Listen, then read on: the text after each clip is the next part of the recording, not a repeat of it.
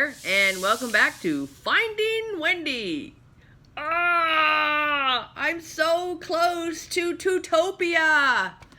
Oh, very frustrating.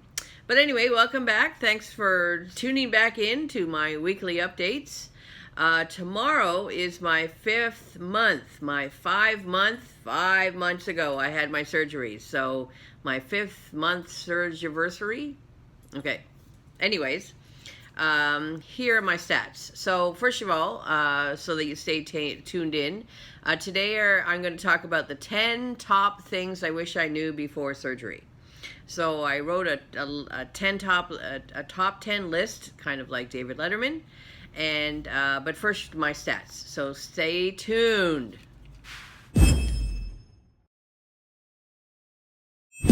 Okay, so here are my stats. So my highest weight was 450 pounds back in December 2017. My Optifast weight was 400, and that was February 20th that I started Optifast. Optifast is a liquid diet, and we were put on a liquid diet for a month. I was, anyway, before my surgery. My surgery date was March 20th, 5 months ago, and I was 375. Last week I was 308, and this week I'm 305. So I'm only 5 pounds away from Tutopia, which is very frustrating. But anyways, I lost 3 pounds this week, which is great. And so the total pounds lost is 145 pounds, which is amazing. I can't believe it. So here is my list. So the top 10 things I wish I knew before surgery. Number 10, I sleep way better now. I used to have to sleep with like 4 pillows propped up, and I used to have to sleep sitting up, actually. And I would only sleep for maybe 2 hours at a time, and then I would have to get up and go to the bathroom and pee.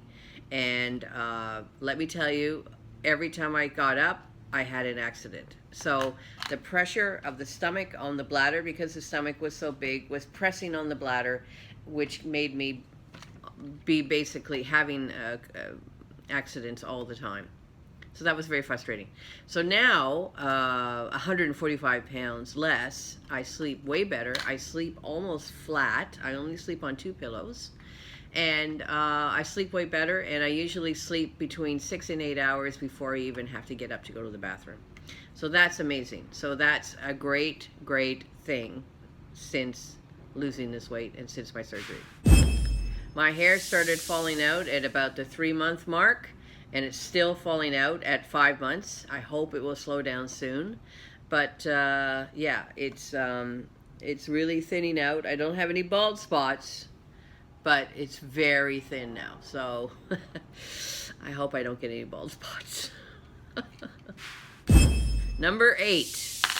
Sometimes you feel kind of weird eating out at a restaurant, because usually nowadays I only finish a third of the plate and always need to take a doggy bag home. So be prepared if you eat out, which you can eat out, definitely. Like yesterday I ordered a Cobb salad with chicken. It was very, very nice. But I ended up bringing more than half of it home because I can't finish it. And it's a little bit embarrassing when you go out with a friend, because the friend finishes their plate and my plate looks like it hasn't been touched. But that's just the reality of bariatric surgery. Number 7. So I hate the taste of plain water.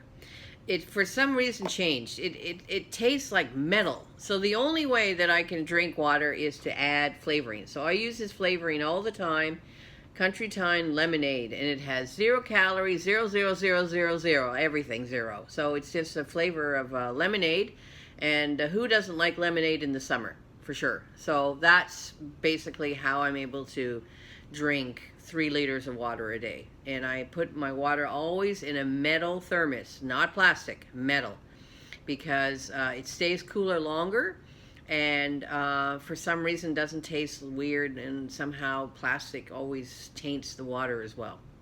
So that's number 7. That was my dog. Okay, number 6, watching less TV.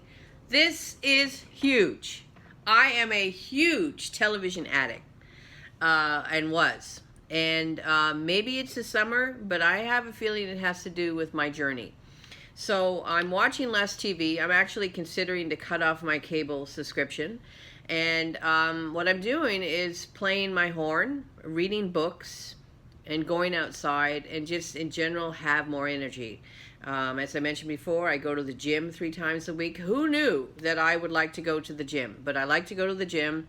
I'm playing my horn. At the end of this video, I will add a little sort of video of me playing a horn quartet with myself. And so you can see and hear what I do. But in general, I did not believe that I would be watching less TV. So, but who knows? Once the winter hits, because this is Canada and it's a cold place come December, and you don't really want to go outside much. But I have my horn here, so I'm able to practice right here in my home. And I work from home. And so anyways, that's really, I didn't realize that that would happen. But it's great. Watching less TV is good. Number 5, this is a biggie actually.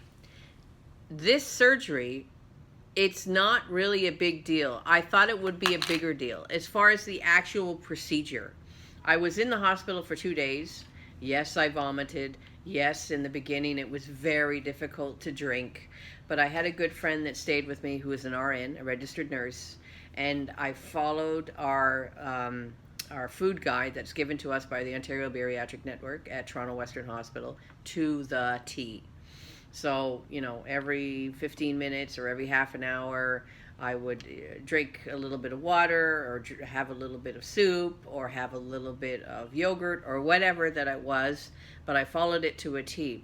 But I found that the pain subsided quite quickly, and that yes, you know, I was able to take a shower. I have a walk-in shower with a shower chair, so yeah, it wasn't really as big a deal as I thought it would be. The results of the surgery is amazing. That's a big deal, but the actual procedure, not really, not really. I had a harder time last January. I was in the hospital with horrendous pain because of gallstones. I had a gallstone stuck, and they were, and it's one of the reasons why my gallbladder was taken out at the same time as having the sleeve surgery. So I no longer have a gallbladder. So that's a good thing. Number 4, we're getting there. You physically will not feel hungry anymore. That is amazing. I had no idea. Like I always had to eat because I always felt hungry. But I don't feel hungry anymore. Like right now I'm just drinking a coffee, and I love my coffee in the morning. But no, I don't feel hungry. And eating is not such a big deal. I know I have to eat for the fuel. I know I have to eat because your body needs food. And I always start with protein when I eat. But if I don't eat the whole day, it won't affect me. I don't feel hungry. So that's something I didn't realize what happened after the surgery, and that's kind of cool, actually, really. So along the same lines, number 3, the pain in your stomach when you eat too much. If you're really full, when you're really, you know, have eaten and you're eating too much, it actually hurts.